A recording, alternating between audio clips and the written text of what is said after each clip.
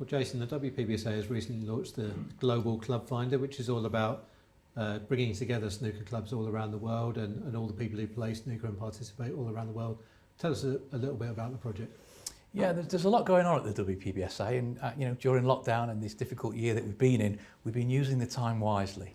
We've been planning, we've been developing, and lots of schemes going on. We started in England with something called the 147 Club, and what that was, it was to try and bring the snooker clubs closer together. A, so we could service them better. B, we could provide advice to them should they need it, and this year that's been very important. But C, it was also about that parent who was watching snooker on TV that's got children that perhaps interested in the sport. Where does that parent find a snooker club? Where does that parent find a coach? And somewhere safe to go. So we're mapping all the clubs out, and we started in England. The scheme has grown to the point that we're very satisfied where we are, and now we're launching the Global Club Finder. So the same principle, obviously a much bigger project. We know how big this sport is. We travel all over the world with our events. We have players from all over the world. It's never been more international, the World Snooker Tour. But underneath that are all these places that are providing activity, grassroots activity, finding opportunities for young players to aspire to become professional players.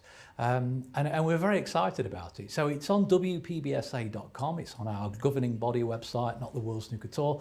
And through that, there are lots of other initiatives in there about finding coaches and various things. Already, it's only been open a couple of days, and already clubs are going on there. It's free of charge.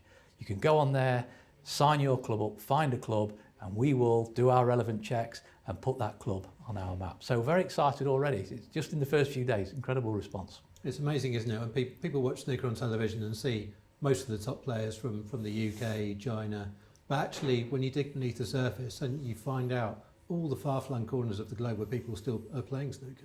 Yes, I mean, we've seen unprecedented growth not in the World Snooker Tour over a 10-year period, but underneath that, we've seen unprecedented growth in the number of amateur bodies. You know, mainland Europe has been one of those growth areas. The European Billiards and Snooker Association, over 50 countries now holding national championships, all the way down Asia Pacific. Again, that Pacific region, we're finding little islands popping up with snooker clubs and things that we never even knew existed.